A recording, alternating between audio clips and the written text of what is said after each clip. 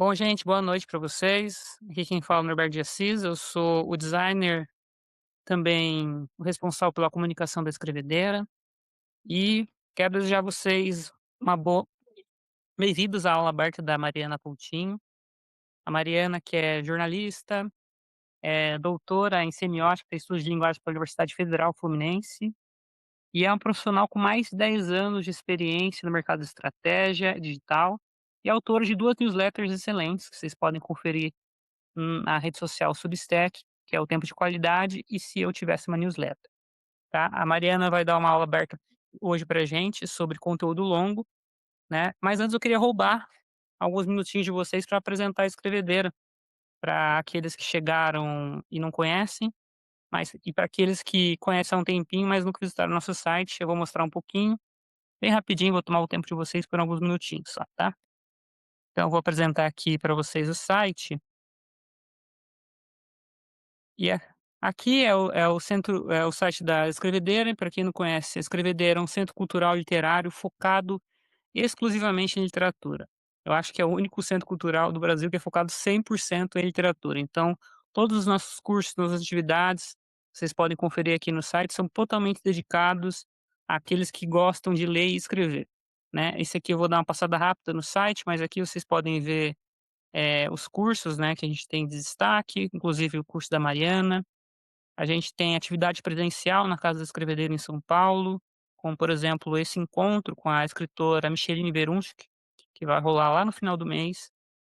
A gente também tem cursos em pré-venda, como esse curso do Ítalo sobre Guimarães Rosa e Grande Sertão Veredas, né, cursos ao vivo, né, cursos que são mais longos, cursos mais curtinhos, né, leitura guiada. Também temos cursos gravados como esses daqui, né, individuais, né, como o curso do Cristiano Aguiar, curso do Christian Dunker, ou pacotes de curso com promoção, com preço promocional, como esses daqui, que são as trilhas, né, que vocês podem conferir também.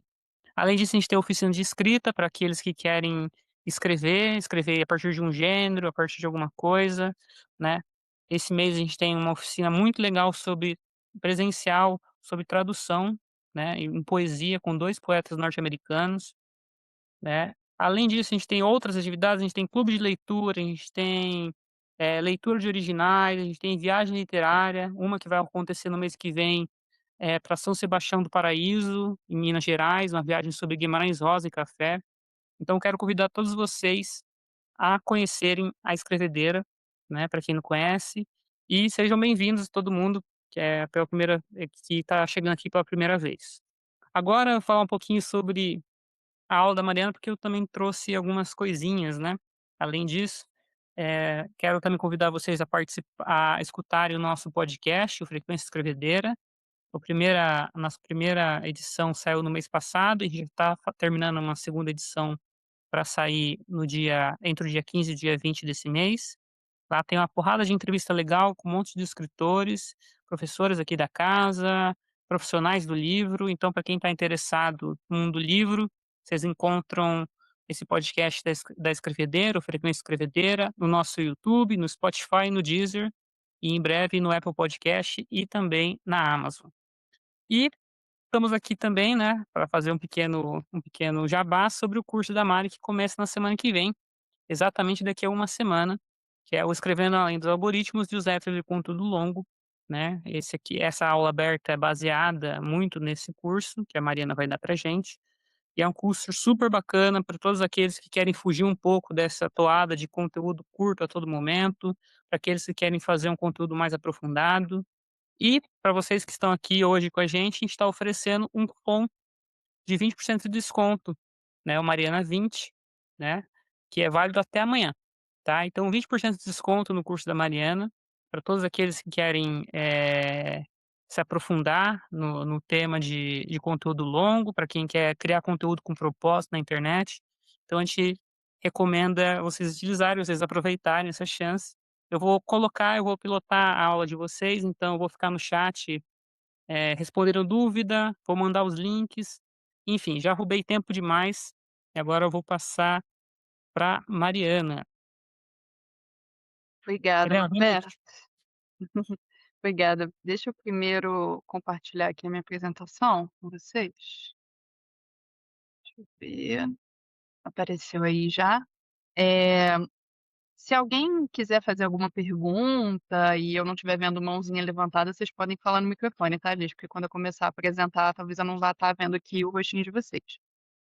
Mas eu queria começar falando um pouquinho que, bom, essa aula aberta é uma contextualização do que eu vou apresentar no curso, né, que começa na semana que vem. Então seria, um pouquinho do que vem antes, da gente se aprofundar em newsletter, que é esse contexto todo no ecossistema digital atual, né. Eh então, o título da aula é esse: "O que vem depois dos vídeos curtos", né, porque a gente está há muitos anos escutando que o que a gente tem que fazer na internet são vídeos curtos. Mas a gente já tem dados mostrando que não é só isso que tem funcionado, que muita gente já está saturada de vídeos curtos e está procurando outras coisas. É isso que eu vou trazer um pouco para vocês hoje, e falar por que que a gente está falando de e-mail, de newsletter em 2026, né. Que é uma coisa que alguns anos atrás a gente acharia que não faz nenhum sentido, mas, a gente teve uma mudança muito grande na internet nos últimos aí 5 anos, né. Então agora eu vou entrar um pouco na apresentação. Eu vou me apresentar também, o Norberto já falou um pouco, mas só para vocês me conhecerem. Eu sou Mariana Coutinho, eu sou jornalista de formação, trabalhei muitos anos como jornalista mesmo, repórter, trabalhei no Globo, enfim, assessoria de imprensa, 1000 coisas, mas depois eu me aprofundei mais nessa área do digital, marketing digital, trabalhei em agência de publicidade, fui head de digital de agência, aqui no Rio de Janeiro, onde eu moro, e agora eu sou consultora de estratégia digital da Escrevedeira, né, e escrevo essas newsletters, né, que o Norberto já falou, por isso que eu estou falando tanto de newsletter. Eu estou escrevendo newsletter há mais de 1 ano e meio, toda semana, então, assim, estou bem inserida nesse meio das newsletters. E eu tenho também doutorado em estudos de linguagem pela UF, mestrado e doutorado, com ênfase em semiótica, e eu fiz o meu pós-doutorado, pesquisando justamente algoritmos e redes sociais, né, do ponto de vista discursivo. Então, o que eu trago aqui para vocês é um pouco de tudo isso, um pouco da bagagem de jornalista, de pessoa que escreve newsletter, de estrategista digital e de acadêmica que olha para redes sociais com esse olhar também de pesquisa, de estudo. Eh, então vamos lá. O Norberto já colocou o cupom aí para vocês, mas vocês vão receber por e-mail amanhã também, né, Norberto? Todo mundo que se inscreveu. Exatamente. Vou clicar aqui para apresentar, tá aparecendo direitinho aí, né? Bom, então vamos lá. O que que vem depois dos vídeos curtos? Acho que primeiro a gente tem que começar recapitulando um pouquinho, eh, essas fases da internet, né, que a gente passou. No início ali, nos anos 90, nos anos 2000, a gente tinha uma internet que primeiro tinha uma capacidade técnica muito mais limitada, né, era uma internet de escada, muito mais lenta, e nesse momento a gente teve ali a blogosfera, né, várias pessoas tinham o seu cantinho na internet, o seu próprio site pessoal, o seu blog. Algumas newsletters surgiram também nessa época, né, porque as pessoas se comunicavam por e-mail de uma maneira um pouco diferente, né, não eram só e-mails de trabalho, mas as pessoas usavam o e-mail também para conversar com amigos, né, mandar cartas. Isso depois, ficou um pouco para trás com as redes sociais.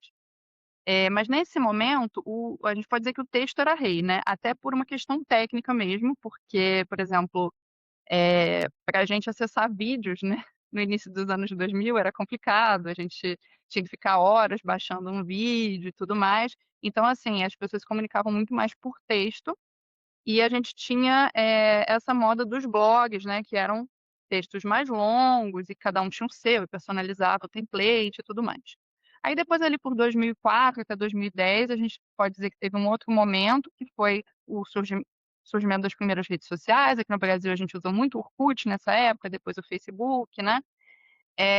E as redes sociais, acabaram se tornando um espaço ali de entretenimento, de troca social e também de compartilhamento de informação, né. Embora a gente tenha os sites dos jornais, muita informação começou a circular por meio das redes sociais e até hoje é assim, né, muita gente se informa pelas redes sociais. Mas nesse momento, a gente ainda escolhia muito o que que a gente ia ver nas redes sociais, porque a gente seguia pessoas, né, ou páginas, e a plataforma organizava ali aqueles posts daquelas pessoas e páginas para mostrar para a gente no feed. Mas, a gente só viu o que a gente tinha escolhido seguir, né, nesse momento. E ali, lá por 2012 até 2018, a gente teve uma mudança, que o algoritmo passou a não ser mais de organização do conteúdo, mas ser um algoritmo de recomendação, né, dentro das redes. Então a gente passou a receber posts de páginas que a gente não seguia, de pessoas que a gente não seguia, a gente passou a ver muito mais anúncio, né. No início das redes sociais a gente não tinha anúncio, né. Eh, então a navegação ficou mais passiva, a gente está ali vendo o que a rede nos mostra, né. E o feed padrão passou a funcionar por interesse. A escolha virou mais uma descoberta mediada pelas plataformas. De acordo com os nossos interesses, eles foram trazendo descobertas, né. Então antes a gente tinha uma navegação mais ativa, agora a gente tem uma navegação mais passiva. E aí dá para dizer que teve um outro momento, que começou ali a partir de 2019, que está até hoje, em que a gente teve uma ascensão aí das redes sociais, focadas em vídeo, né, principalmente com o surgimento do TikTok, começou lá como um aplicativo de dublagem, né, que era o Musical.ly, depois virou o TikTok, e aí o TikTok influenciou o Instagram a trazer o Reels e, enfim, o diretor do Instagram fez algumas declarações de que o Instagram passou a ser uma rede mais focada em vídeo do que em fotos, e teve toda uma mudança ali entre 2019, 2020, né, e com a pandemia as pessoas entraram de cabeça aí nesse mundo dos vídeos curtos. O YouTube também trouxe vídeos curtos com shorts, no LinkedIn hoje a gente tem vídeo curto, então é um formato que acabou se consolidando aí nos últimos anos. Mas o que a gente acaba tendo é uma velocidade máxima, né, que a gente tem vídeos curtos, acelerados, a gente passa por esses vídeos muito rápido, mas a profundidade ali se perdeu um tanto, né. E agora, nos últimos anos mesmo, a gente ainda tem a questão do conteúdo produzido por inteligência artificial, que está muito mais disseminado, né, e o que está se chamando de AI slop, que seria o lixo produzido por inteligência artificial, né. Então se a gente for pegar tem essas coisas novas agora de novela de frutas, umas coisas bizarras, assim, tem muita gente que está perdendo tempo de vida ali consumindo esse tipo de conteúdo, assim.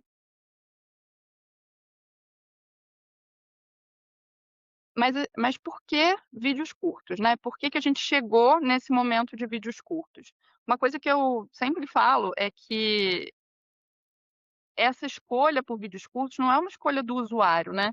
Porque parece que a gente é que gosta de ver vídeos curtos, mas na verdade os vídeos curtos são muito interessantes para as plataformas, para os modelos de negócio das plataformas. Porque o Instagram, o TikTok, eles querem manter a gente online o máximo de tempo possível para poder mostrar mais anúncios pra gente, né, que é como eles ganham dinheiro. Então como é que eles fazem isso? Os vídeos curtos são um formato ótimo para isso. Primeiro porque eles são viciantes, né, tem aquela coisa da dopamina fácil, conforme a gente vai passando ali, a gente vai, entrando num looping ali, né, e já tem pesquisas que mostram isso de uma maneira bem consistente. Eh, a gente tem também uma questão de janela algorítmica. Porque, assim, se eu assisto vídeos de 30 segundos, a cada 30 segundos, a cada 1 minuto, a rede social tem ali uma janela para me mostrar uma coisa nova, né. É diferente, por exemplo, se eu estou lá no YouTube, e eu estou vendo um vídeo de 30 minutos, só depois de 30 minutos que ele vai poder me sugerir alguma coisa. Agora, se eu tenho vídeos curtos, eles têm muito mais, inserções ali, tanto de sugestões quanto de anúncios, né. Então acaba sendo muito bom para eles. Tanto para levar a gente para outros lugares da internet ali de conteúdo, quanto para inserir anúncios de uma maneira que não pareça tão, tão frequente, né, porque você acaba vendo vários vídeos antes de ver o anúncio. Eh, tem também uma sensação de produtividade mesmo, porque é isso, em 30 minutos no YouTube, às vezes você vê um vídeo, e no TikTok você vê 60. E aí você fica com nesse mesmo tempo, né, você fica com uma sensação de produtividade mesmo, eu vi muita coisa, muitos assuntos passaram por aqui, mas se você for parar para ver, a pessoa geralmente não lembra da maior parte do que ela viu, e depois não sabe dizer onde que ela viu, né. Tem uma questão também de dispersão de autoria, se a gente for parar para pensar, porque é isso, a gente escuta muitas pessoas falarem assim: "Ah, tal coisa eu vi no TikTok", mas às vezes a pessoa não sabe falar que perfil do TikTok que falou isso, quem foi que disse isso, a coisa fica ali perdida, né. Porque essa dinâmica da página For You do TikTok, que é a mesma da aba do Reels, né, é essa de ficar te mostrando ali várias coisas e você às vezes não acha mais aquele perfil que falou aquilo, né. Então acaba criando uma fidelidade maior às plataformas do que aos criadores de conteúdo. Porque é isso, eu vi no TikTok, eu não vi na página de fulano. Eh, e a gente tem uma questão de aceleração mesmo, porque esse formato, ele exige aceleração, para ele se manter dentro da plataforma. Porque se você faz um vídeo em que você está falando muito devagar e você não vai direto ao ponto, ele não tem muitas visualizações, não tem muitas curtidas, as pessoas pulam rápido, você podia ter uma coisa muito interessante para falar, mas a pessoa nem ouviu. Porque você tem que, nos primeiros segundos, já entregar alguma coisa, ou você tem que fazer uma coisa muito bizarra para prender a atenção, então acaba que tem que ser vídeos acelerados de qualquer maneira, né. E isso tudo, se a gente for pensar que as pessoas estão assistindo muitas horas desses vídeos acelerados dessa maneira, a gente vai chegando numa saturação cognitiva mesmo, né. Então, eu lembro que teve um congresso acadêmico que eu fui em 2023, que eu apresentei essa pesquisa de doutorado que eu estava fazendo sobre algoritmos de redes sociais. E eu me lembro que alguém no final levantou a mão e me fez uma pergunta. Me perguntou o que que eu achava dessa coisa da aceleração, para onde que isso ia, né. Eh, e aí eu lembro que eu falei que eu achava que não era sustentável, que isso ia ou ter que mudar ou a gente ia sair, a gente ia procurar outra coisa. Que a gente não aguentava por muito tempo ficar consumindo conteúdo dessa maneira, acelerado. E aí no ano seguinte, em 2024, o dicionário de Oxford veio com a palavra do ano sendo brain rot, que é apodrecimento cerebral, né, em português. E eu acho que uma palavra do ano nunca repercutiu tanto na imprensa quanto essa. Vocês provavelmente devem ter ouvido falar na época. Porque eu acho que as pessoas se identificaram muito. As pessoas começaram a sentir que realmente elas estavam tendo alguma perda, eh, por estar consumindo conteúdo dessa maneira. E além disso, a gente também estava ali em 2024 com o início das ferramentas de inteligência artificial, né. ChatGPT surgiu em 22. Eh então, começou a surgir um discurso muito forte sobre essa preocupação com um certo emburrecimento, né, com uma perda cognitiva. Então, tem vários conteúdos na internet, tá: "Estamos ficando mais burros", "Esse emburrecimento é um projeto", "Inteligência virou um luxo", e tudo mais. E pesquisas também dizendo que essa é a primeira geração de jovens com QI inferior à dos pais, né, que é uma uma coisa bem preocupante, mesmo que a gente não acredite muito nessas métricas de QI, mas enfim. Isso é uma coisa que está crescendo, essa preocupação com uma perda cognitiva. Então, a gente já tem uma resposta dos usuários a esse modelo de vídeos curtos, as pessoas estão ficando saturadas. E aí a gente pode ver que tem alguns movimentos interessantes nesse sentido. A gente está vendo volta de hábitos analógicos, então, principalmente a geração Z, eh, que está em parte viciada no TikTok, também está em parte querendo sair e ficar offline. Então, o pessoal está comprando câmera digital antiga, agenda de papel, diário, disco de vinil, né, tá toda uma onda nostálgica, teve aquele meme lá de 2016, as pessoas ficaram na maior nostalgia com 10 anos atrás, né.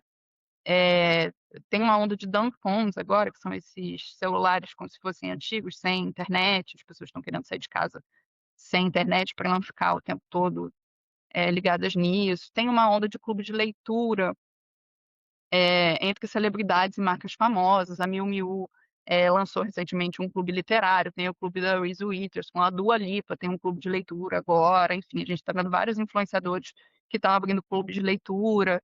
Eh, Clubes do offline estão super populares na Europa, então as pessoas fazem esses encontros em que tem que deixar o celular de lado e ficam juntas ali, ou lendo, ou fazendo atividades manuais e tal, as pessoas estão tentando fugir um pouco disso. E teve uma onda aí também que é engraçado, porque, a coisa é meio irônica, porque as ondas surgem no TikTok pra gente sair do TikTok, né.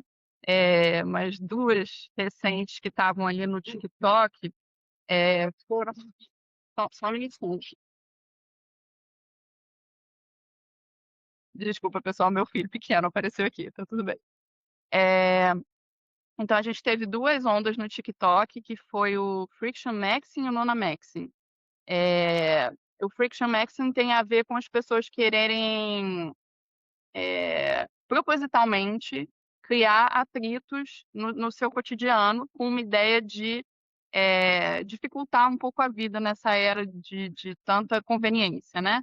Então, por exemplo, as pessoas estão deletando o aplicativo do Waze e do iFood, para ter que se virar em achar o caminho sozinhos ou, enfim, cozinhar. E essa outra do Nona Maxim tem a ver com o estilo de vida das nonas, né, das avós italianas. Então as pessoas estão buscando uma desaceleração na coisa de preparar comida, da conversa lenta. Eh, então a gente tem várias ondas nesse sentido, né.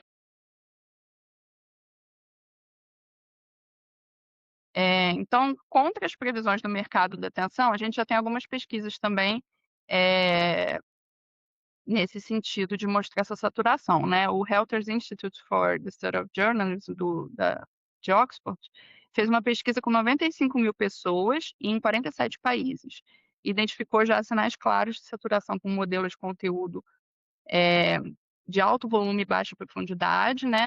A gente tem aí 4 em cada 10 pessoas que se dizem sobrecarregadas com a quantidade de informações disponíveis, e as pessoas já esse relatório aponta que as pessoas não estão encontrando, nas redes sociais, isso que elas estão procurando, né, de conteúdo com mais contexto, perspectiva e profundidade.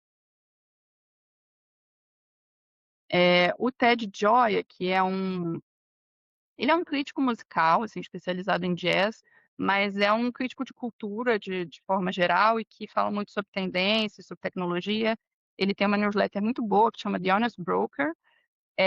Ele fez um artigo justamente sobre essa volta do conteúdo longo, que eu recomendo também se vocês puderem procurar, em que ele fala, por exemplo, ele pega esse dado aqui do Tubular Labs, que fala que 57% do tempo que as pessoas passam no YouTube é vendo vídeos longos, vídeos de 20 minutos ou mais, mesmo com todo o incentivo dado aos shorts e toda a dinâmica dopaminérgica, né. E além disso, nos últimos 2 anos, parece que os criadores já estão percebendo isso, né, que vídeos longos estão voltando, né, e a gente teve um aumento de seis vezes, nos uploads de vídeos longos nos últimos 2 anos, então de 1,3 milhão para 8,5 milhão de vídeos por mês, nesse formato mais longo. E mesmo nas plataformas de vídeo curto, né, os vídeos estão ficando mais longos também, o TikTok já lançou aí já permite fazer vídeos mais longos, né, e a gente vê que faz sucesso, por exemplo, corte de podcast, então são vídeos que funcionam como teaser com conteúdo maior, né, nos shorts também tem vários teasers para vídeos maiores, vídeos ensaios, e a gente vê até que no cinema tem alguns levantamentos dizendo que os filmes estão ficando mais longos, né, então essa matéria do Globo aqui diz que os indicados ao Oscar têm maior duração do século, essa outra da Vox falando: "Você não está imaginando isso, os filmes realmente estão ficando mais longos". E aí se a gente for ver os filmes do Oscar, você realmente vê que, por exemplo, o Dune 2 tem 166 minutos, o Oppenheimer tem 180, o Brutalista tem 216 minutos, então os filmes também estão ficando mais longos. E as músicas? A gente teve uma contração no tempo das músicas nos últimos anos. Teve até uma entrevista da Anitta, uns anos atrás, que ela falou: "Não, as músicas vão ficar super curtas mesmo, porque é feito para as redes e tudo mais", mas a gente já vê que isso tá mudando, né. Em 2024 já, se você fosse ver o top 10 da Billboard, já tem um aumento médio de 20 segundos, no número da da a duração das músicas, né, e nesse top deles, 5 dessas músicas têm mais de 5 minutos. Curiosamente 2 delas são da Taylor Swift, né, que lançou, o seu tour de shows naquele ano de 2024, que eram shows de 3 horas e meia com 40 músicas. Também é um show bem longo e que atraiu multidões, né. E ainda se a gente for olhar para os livros, isso aqui é um levantamento do Ted Gioia também. Em 2022, a gente teve a menor média de páginas, por livro dos best-sellers do New York Times, que foi por volta de 380 páginas. E agora, no ano passado, a média já foi 445, então também está crescendo.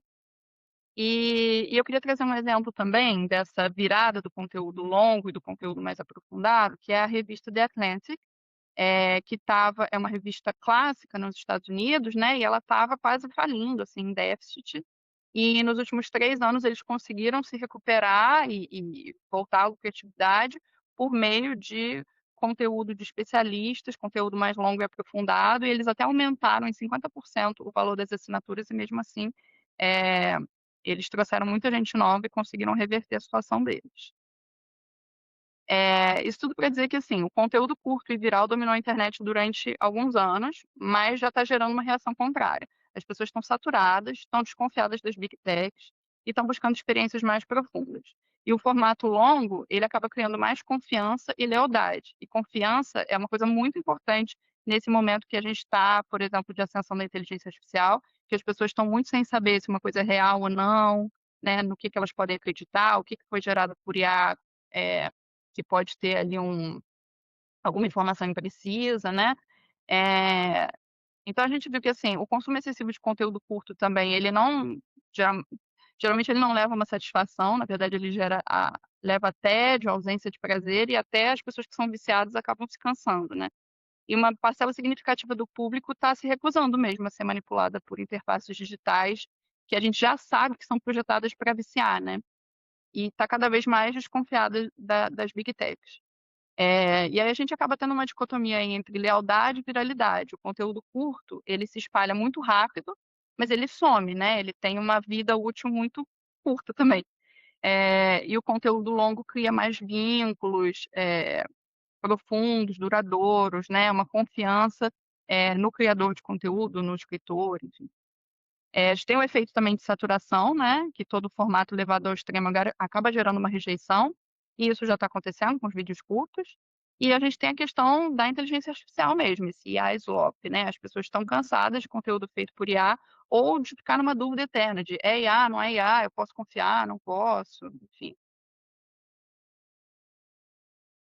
E aí quais são as alternativas? Mas o que que eu estou chamando de conteúdo longo no ecossistema digital? Bom, a gente está falando de volta das newsletters e dos blogs, a gente está falando de podcasts, a gente está com muitos podcasts longos que fazem sucesso também, com mais de 1 hora de duração. A gente está falando de vídeos mais longos no YouTube, por exemplo, então vlogs, mesas de conversa, aulas, videocasts, vídeos ensaios, né, tudo isso está ganhando mais espaço. Claro que assim, gente, quando eu estou falando conteúdo longo, eu não quero dizer que é para encher linguiça, né, assim, eu vou fazer um negócio de 1 hora, mas sem assunto, né, eu estou falando de coisas mais aprofundadas, que vão trazer mais referência, que vão detalhar mais os assuntos, enfim. Eh e aí eu falei de newsletter, né. Como é que a gente está falando de e-mail em 2026? É curioso, porque parece que a nostalgia com o início da internet tem a ver com essa vontade de retomar o controle sobre a presença digital e voltar para uma navegação mais ativa, aquela lá do início, né, em que a gente escolhia as coisas. Então é como se a internet estivesse dando uma volta e retornando a práticas lá do início. E muita gente está enxergando os textos como um antídoto à aceleração dos vídeos. Os textos e os livros, né. E nesse contexto, a profundidade passa a ser um diferencial em relação à superficialidade, que a gente está acessando a todo instante, né. E a voz autoral é um contraponto ao conteúdo sintético produzido por IA. Então, assim, o texto longo por e-mail, ele vai abrir mão dos algoritmos, né, ele chega diretamente para quem se inscreveu, ele vai trazer um conteúdo mais profundo. E ele vai trazer, muitas vezes, um conteúdo mais autoral. Então é o oposto do vídeo curto e o oposto da IA, de certa maneira. a não ser que você faça o conteúdo com IA, mas enfim, não é essa a ideia. Aí eu trouxe também aqui o interesse por newsletters, como é que está aumentando no Brasil. Isso aqui é um dado do Google Trends, dos últimos 5 anos. A linha azul é o termo newsletter, em buscas no Google, né? E a linha vermelha é o termo Substack, que é a plataforma que está sendo mais usada para newsletter. Como é que as buscas cresceram aí em 2025 e 2026, né? A gente teve um pico esse ano de buscas por newsletter. E acho importante também falar dessa ascensão do Substack. O Substack é uma plataforma que foi criada em 2017, mas que começou a atrair mais pessoas a partir de 2021 e a ali no final de 2024 ganhou mais tração e começou a entrar mais gente no Brasil, eh, nessa plataforma. É uma plataforma estadunidense, né. E o Substack ele tem uma proposta simples, assim, que é permitir que escritores monetizem conteúdo por meio de assinaturas diretas.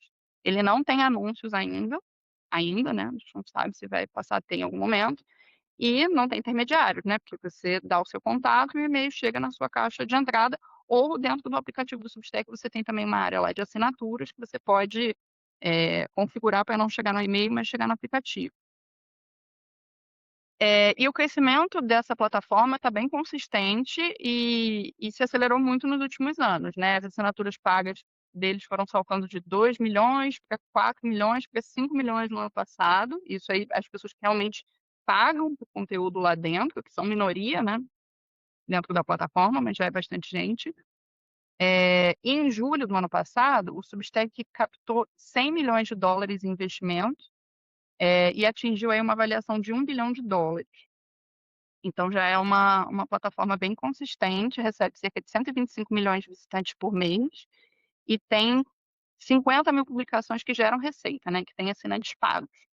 E o modelo deles funciona da seguinte forma: eles não cobram nada para fazer essa intermediação, né, de enviar as newsletters, mas se você tiver assinantes pagos, eles ficam com 10% da receita que você gerar. Então, assim, o crescimento da plataforma está atrelado ao crescimento das assinaturas pagas, né, já que eles não têm anúncios, a renda deles vem dessas assinaturas pagas. Isso é uma vantagem para quem produz conteúdo lá, porque a plataforma está jogando na direção de trazer mais pessoas e de fazer as pessoas assinarem, eh, os planos pagos, né, então eles estão sempre lançando ferramentas novas para tentar ajudar, as pessoas a trazerem mais assinantes pagos. O que, se a gente for pensar, é bem diferente do Instagram, por exemplo, né, o Instagram não está nem um pouco interessado em gerar renda para os criadores, eh, enfim. E aí, quais são as vantagens das newsletters, né? Primeiro, essa história de ser sem algoritmo, né, a pessoa se inscreveu, ela recebe, e isso é muito interessante porque deixa a periodicidade mais livre, então diferente das redes sociais, você não vai ser punido se você parar de enviar newsletter. Então, no Instagram, se você não postar, você ficar 2 semanas sem postar, o dia que você postar, ele não gera alcance para o seu post, né, você acaba não chegando nas pessoas. E com uma newsletter não é assim, você pode subir por meses, quando você mandar, a pessoa vai receber. Claro que não é legal subir por meses, mas, assim, não tem essa punição algorítmica, né. Em plataformas como o Substack e o Beehive, quando você envia uma newsletter, ele cria também um blog, e esse conteúdo fica online. Então isso é interessante, tanto porque acaba sendo um portfólio ali, né, você pode mandar para alguém, então, todos os textos lá, quanto, isso pode ser acessado por mecanismos de busca, né, então as pessoas podem achar seus textos no Google. E isso gera conteúdo de cauda longa, que é aquele conteúdo que vai sendo acessado durante muito tempo. Eu, na minha newsletter, tenho textos de 6 meses, 8 meses atrás que ainda estão sendo lidos, as pessoas estão comentando. Então é muito diferente de um conteúdo de redes sociais que, se não performar bem nas primeiras horas, morreu, né. E mesmo que se performar bem, ele dura ali uma semana engajando e depois já era. Eh, e nas newsletters também você tem uma audiência própria, então você pegou aqueles contatos de e-mail, amanhã eu quero sair dessa plataforma e ir para outra, eu levo os contatos comigo. Isso é muito legal também, porque, por exemplo, no Twitter, quando o Twitter foi bloqueado, muita gente que tinha ali uma audiência no Twitter e tal, perdeu, né, durante aquele tempo pelo menos, né. eh, e dificilmente vai conseguir trazer essa audiência de volta rapidamente, né. Eh, Você tem também uma linkagem direta, porque o Instagram e o TikTok, por exemplo, não deixam você ficar botando link nas coisas, né, é sempre um link no story, link na bio, mas você não consegue botar muito link.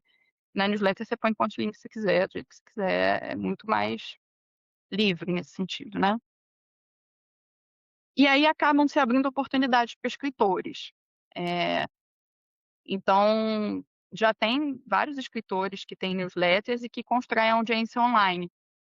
E isso pode ser muito interessante para quem é iniciante, né. Porque se você já tem uma audiência online, você chega para uma editora, por exemplo, para publicar um livro, né, com uma prova social de pessoas que têm interesse em te ler, né, e em condições muito melhores de negociação. Então a newsletter, ela acaba sendo um laboratório para os escritores, um portfólio e uma comunidade ao mesmo tempo, né. Então dá para você testar os seus textos com leitores reais, ver como é que tem muita interação, por exemplo, no Substack, né, as pessoas comentam mesmo, curtem, compartilham, enfim, porque o Substack tem uma rede social dentro dele. O Beehive não é assim, mas também tem como ter comentário. Você tem como construir relacionamento antes de ter um lançamento de um livro, por exemplo, né. Eh E para quem trabalha em outras áreas pode ser um super portfólio, né, para criar autoridade digital sobre um assunto que você domina. Então tem muita gente fazendo newsletter, nutricionistas, advogados, pessoas da área de tecnologia, muitos empresários, empreendedores, enfim, gente de todas as áreas está lá escrevendo sobre as suas áreas, né. Mas para os escritores ainda tem essas vantagens você tem dados concretos também para apresentar para editoras, sobre quantos leitores você tem, quais são os temas que mais interessam a eles, que tipo de texto eles engajam mais. E ainda por cima você pode monetizar o seu trabalho enquanto está escrevendo, né, porque você tem como ter essas assinaturas pagas que as plataformas possibilitam. Você pode fechar parte de um texto, ou vários textos, ou todos os textos, quando você preferir, e as pessoas têm que pagar para ter acesso. Então, bom, se você quer fazer uma newsletter, por onde você começa? Eu sugiro que comece pelo nosso curso aqui na Escrevedeira, que começa a partir da semana que vem, nesse mesmo dia e horário, quarta-feira, às 19h30. E além de continuar essa conversa sobre contexto mesmo, digital e por que que é interessante investir nisso, né, a gente vai aprofundar mais isso. E a gente também vai trazer referências de newsletters brasileiras e estrangeiras, discutir linha editorial, identidade visual, como criar um projeto, tirar do papel, o que que são sessões de newsletter, retrancas, ferramentas de publicação que a gente pode usar, quais são as plataformas, qual a vantagem de cada uma, quais são as estratégias para criar e trazer assinantes, para engajar os assinantes em algo que seja mais próximo de uma comunidade. Comunidade é uma palavra um pouco desgastada hoje em dia, né, mas quando eu falo em comunidade são pessoas que se relacionam ali, né, então não se relacionam só com o escritor, mas às vezes entre si. Na minha newsletter, por exemplo, às vezes começa uma discussão nos comentários ali, e tem várias pessoas conversando que já nem estão falando comigo. Então isso para mim é uma espécie de comunidade, vamos dizer assim, né, pessoas que têm interesses comuns e que estão ali reunidas para debater e tal. E a gente também vai abordar gêneros de escrita que funcionam nesse formato de newsletter, além de métricas, né, para acompanhar e possibilidades de monetização. Se vocês ficaram interessados, podem entrar lá no site da Escrevedeira, porque tem uma descrição mais legal do curso. Vão ser 3 encontros, então a gente diz lá o que que vai ter em cada encontro. E tem esse cupom, Mariana20 para 20% de desconto. Eu queria convidar vocês também para assinarem as minhas newsletters e a newsletter da Escrevedeira. A minha é Tempo de Qualidade e se eu tiver uma newsletter, .substack.com. E a da Escrevedeira, escrevedeira.substack.com. A newsletter da Escrevedeira, eh, tem textos de professores aqui da casa e também de alunos das oficinas de escrita. E é muito legal porque é um laboratório para a gente, né, então a gente publica contos dos alunos lá, e aí a gente vê como é que é a recepção, né, então é um lugar legal também para eles publicarem. E está sendo ótimo pra gente. A gente tem a newsletter já há alguns meses, né, eh, e está sendo bem interessante. Então, se vocês puderem, se inscrever lá, deixar o e-mail de vocês para vocês receberem. E também recomendo que vocês se inscrevam no YouTube da Escrevedeira, porque essa aula vai ficar lá e a gente sempre tem conteúdo lá de outras aulas e de outras coisas legais, inclusive o podcast também que a gente lançou recentemente, que também está num plano de conteúdo longo aqui, que é uma coisa que a gente acredita, né, Norberto? Num conteúdo mais aprofundado, e é isso, enfim. Se vocês quiserem tirar alguma dúvida sobre o curso, fazer alguma pergunta, fazer algum comentário, estamos aí para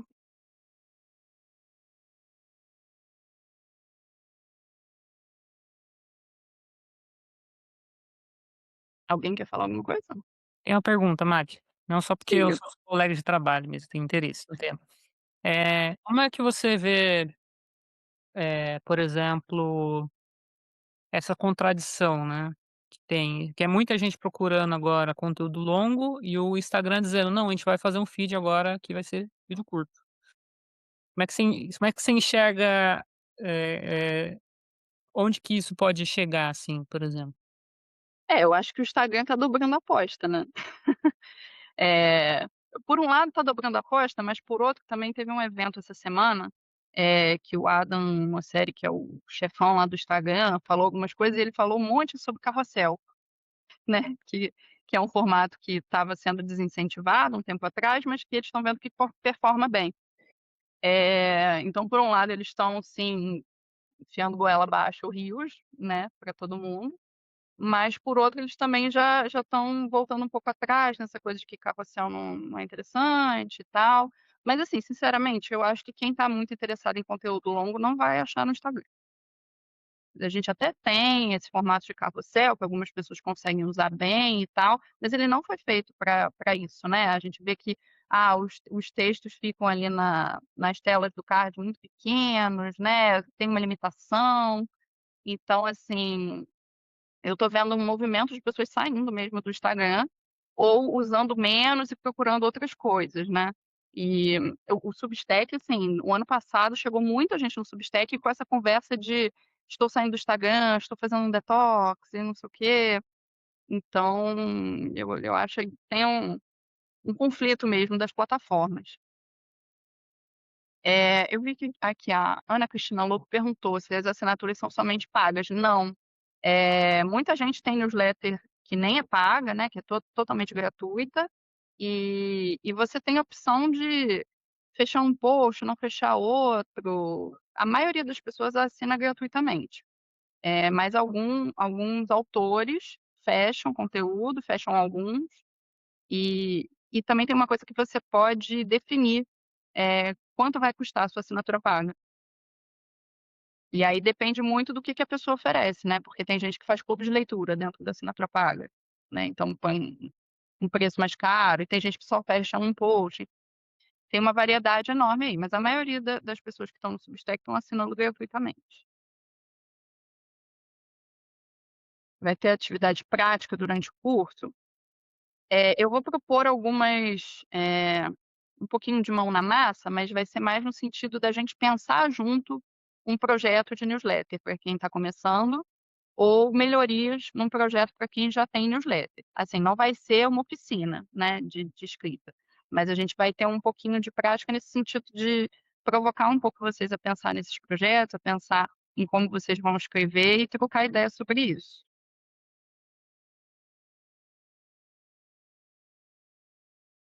Quão vulnerável a mesma saturação de conteúdo longo que aconteceu nos vídeos curtos é a produção de conteúdos longos? A Isadora pergunta. Olha, Isadora, eu acho que é cedo para pra dizer, porque essa é uma onda nova, assim. Eu acho também que não adianta a gente achar que todo mundo vai ler as newsletters longas, porque às vezes as pessoas chegam empolgadas no Substack, se inscrevem em 100 newsletters e depois não dão conta de ler e começam a sair e tal. Mas eu acho que vai acontecer uma coisa assim, as pessoas vão começar a escolher melhor o que que elas vão consumir. Então, assim, eu vou ver várias newsletters e no fim eu vou separar 5 que eu gosto, e aí eu vou consumir só essas, sabe. Porque realmente se a gente começar uma coisa de querer abraçar um mundo ali, aí também fica saturado, né, porque ninguém tem tempo de ler tanto texto, e texto longo. Mas eu acho que vai num sentido de procurar mais qualidade ao invés de quantidade, aí pode ser que a gente ache um equilíbrio. Também há um equilíbrio aí entre consumir conteúdo curto e conteúdo longo, né, porque não precisa ser uma coisa tipo assim: "Ah, eu não quero nunca mais ver vídeo curto". mas acho que a gente pode mediar um pouco isso. Tem um aspecto interessante, por exemplo, do TikTok, que é esse de descoberta, né. Às vezes você entra lá e vê uma coisa que você não estava procurando, não esperaria e que é legal. Mas o problema é ficar muito lá e só lá, né. Então, talvez se a gente conseguir ver 10 minutinhos de TikTok, mas ler umas newsletters mais longas, a gente consiga achar uma coisa mais equilibrada. Mas é cedo para dizer, eu diria. É viável usar conteúdo longo para gerar conteúdos curtos em cortes a partir do original? A Lívia Neves pergunta. É viável, Lívia.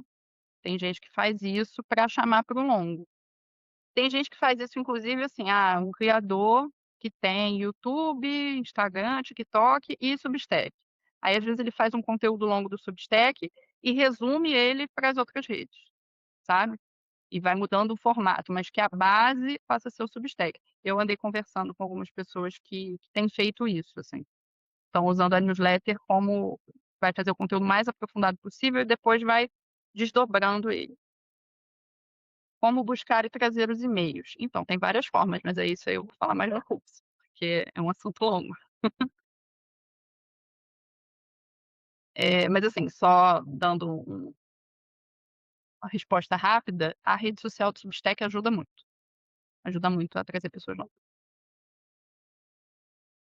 Se fizer newsletter no Substack, claro, porque tem outras plataformas também, mas também vou discutir isso no curso, as outras plataformas. É isso, gente. Oi, Ana Cristina levantou a mão. Pode falar.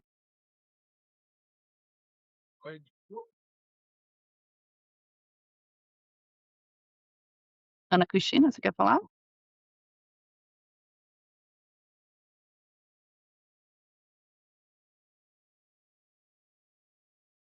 Acho que Oi, oi. oi, agora eu te ouvi. Oi, consegue me ouvir? Ai, que bom. Ah, eu achei muito interessante essa abordagem que você traz, como uma resposta que eu não estava conseguindo ver em meio à angústia de tanta coisa fragmentada. Eu adoro o Instagram e, ao mesmo tempo, tenho uma sensação de profundo adoecimento, porque é uma coisa voraz, né? Voraz e Uhum. você não aprofunda nada. Como você, eu tenho uma formação em linguística, e aí eu fiquei refletindo, te ouvindo sobre esse momento em que a gente escolhia e deixou de escolher. E é curioso, porque quando você tem na literatura autores como Alex Primo, que talvez você também conheça, que falam da web 2.0, do momento em que nós deixamos de apenas consumir a informação para ser produtor, como que é curioso que a gente, nesse momento em que pode, sem muito conhecimento técnico, produzir, simplesmente ser passivo, continuar a ser a ser o consumidor passivo. E você trouxe a resposta, porque nós perdemos, nós sabemos ou temos a oportunidade de fazer sem conhecimento técnico, todo mundo pode criar um site, né, pode ter voz na rede e tal, mas ao mesmo tempo, perdemos esse poder de escolha, como você bem trouxe, né, então eu tenho que seguir a um formato, a um tamanho, a uma linguagem, e essas fórmulas estão eh muito saturadas. A forma de vender, por exemplo, um produto, sabe, todo mundo tem que ir para um grupo de WhatsApp, me enche o saco isso, eu tenho que ir para o grupo, para a lista VIP, não sei das quantas, né. Então eu gostei muito da leitura que você fez desse cenário. E aí eu queria te perguntar, como alguém que não escreve um livro ainda, mas que um dia gostaria de fazê-lo, se nesse seu curso, há oportunidade de repente estudar uma técnica de escrita e aplicá-la, se há técnica de escrita de alguma forma. Obrigada e parabéns pela proposta. Obrigada, Ana. Assim, a gente não vai trabalhar tanto técnica de escrita no curso. O que eu vou propor é de a gente na primeira aula eu vou fazer um exercício para propor da gente pensar um projeto de newsletter, e na segunda eu vou fazer um exercício para a gente pensar numa edição de newsletter, então já produzindo texto. Mas assim, como a gente vai ter uma turma maiorzinha, não é uma turma de oficina, eu não vou conseguir olhar para esses textos de cada um, né. Mas a gente vai discutir um pouco, assim, as dúvidas, talvez ver algum exemplo, né, de algum dos alunos. Então, assim, a proposta não é trazer técnicas de escrita. A gente tem muitos cursos na Escrevedoura que tem técnicas de escrita, inclusive, se vocês quiserem depois dar uma olhada lá. mas é mais pensar um pouco como que o escritor e aí quando eu estou falando escritor, eu estou falando pessoa que escreve, tá, não precisa ser alguém que está escrevendo livro. Então, pode ser um jornalista, como eu sou jornalista, muita gente escreve não ficção no Substack, né, escreve ensaios, escreve crônicas, escreve artigos de opinião, né. Eh, então como é que um escritor pode começar um projeto desse e se achar nessas plataformas, numa estratégia, né, porque eu acho que todo mundo que escreve gostaria de ser lido, né. Então a newsletter é um caminho para a gente buscar leitores. Então é mais nesse sentido o curso, né, como é que a gente pode ter estratégias para fazer um projeto bacana e encontrar leitores para o que a gente quer escrever. Mas não vai tratar muito de técnicas de escrita não, aí seria mais com as oficinas que a gente tem, na escrevedeira, inclusive está rolando um curso muito legal sobre ensaio, mas aí agora as inscrições já fecharam, a gente deve ter outro depois, né, Norberto, mais pra frente. Que aí sim vai falar mais, da escrita de ensaio, por exemplo, que ensaio é um gênero muito usado em newsletter, né. E aí pode ser interessante para quem já quer pensar mais a prática, tá bom? Muito obrigada pelas perguntas, gente. Se ninguém tiver mais nenhuma, a gente E uma pode da fechar. Mariana Santana. Desculpe, Mariana falou aqui no chat. Para empresa, o melhor seria blog ou e-mail marketing? Ih, Mariana, essa é uma discussão longa, viu? Depende da empresa, depende do objetivo, depende de muita coisa. Mas, assim, por exemplo, para um e-commerce faz mais sentido e-mail marketing, tá? Agora, tem muitas empresas que se beneficiam de newsletter. A gente mesmo aqui na Escrevedeira achou que fazia sentido dentro da nossa estratégia digital. Aí tem que olhar caso a caso mesmo. Blogs ainda tem seu lugar na rede? Tem. Tá mudando, mas tem. Principalmente por conta das mudanças do Google, né, com inteligência artificial, mas também é uma longa discussão.